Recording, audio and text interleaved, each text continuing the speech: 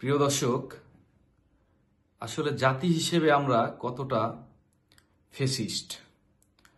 আমাদের একটি সম্ভাবনাময় সময় ইতিমধ্যে আমরা দেখতে শুরু করেছিলাম।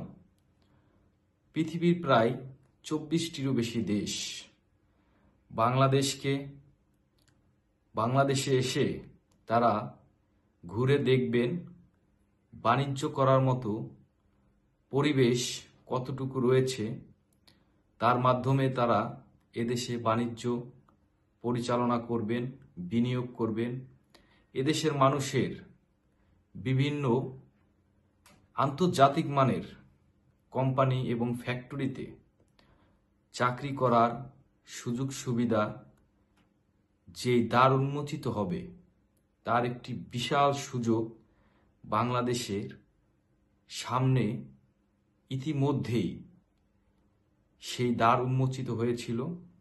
সরকার ঘোষণা করেছে তারা শীঘ্রই বাংলাদেশে আসবে। ঠিক যেদিন ঘোষণা করেছে তার পরের দিন অর্থাৎ 7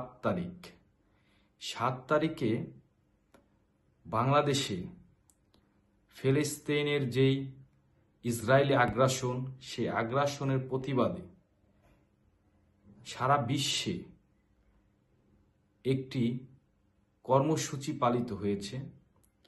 সেটি হচ্ছে নো ওয়ার্ক নো স্কুল। সেই কর্মসূচিতে বাংলাদেশের মানুষ, বিপ্লবী জনতা, তারাও অংশগ্রহণ করেছে। কিন্তু এখানে অংশগ্রহণের মধ্যে পার্থক্যটা আসলে কোথায়? সারা পৃথিবীতে আন্দোলন হয়েছে, বিক্ষোভ হয়েছে, ইসরায়েলের প্রতি ঘৃণা, নিন্দা প্রদর্শিত হয়েছে, কিন্তু বাংলাদেশে কি হয়েছে? বাংলাদেশে এক দল আন্দোলনের নামে তারা বিভিন্ন প্রতিষ্ঠান ভাঙচুর করেছে, সেখানে লুটপাট করেছে, চুরি করেছে এবং অগ্নিসংযোগও করেছে কোথাও কোথাও। এতে করে আসলে কি দাঁড়ালো? বাংলাদেশে যারা, ওই যে আগেই বলেছি, বিশ্বের 24টি দেশের প্রতিনিধি এদেশে বিনিয়োগ করার জন্য আগ্রহী হয়ে পরিদর্শনে আসতেছে, তারা আসলে এই যেই ভাঙচুর এবং ব্র্যান্ডের দোকানগুলোতে চুরি, লুটপাট, এগুলো দেখে আসলে তারা কি বলবে? তারা এদেশে কিসের বিনিয়োগ করবে? আপনারা ভাবতে পারেন তারা হয়তো আসবে, তখন সবকিছু ঠিক হয়ে যাবে। আসলে বিষয়টা ততটাও হালকা নয়। যারা আন্তর্জাতিকভাবে ব্যবসা বাণিজ্য করে, এদের অনেক এজেন্ডা আছে, বাংলাদেশেও হয়তো আছে। এরা এই খবর সাথে সাথেই তারা পেয়ে গেছে এবং তারা আসার পরও যখন এখানে ভিজিট করবেন, তখনও তারা এই ইনফরমেশনগুলো পেয়ে যাবেন।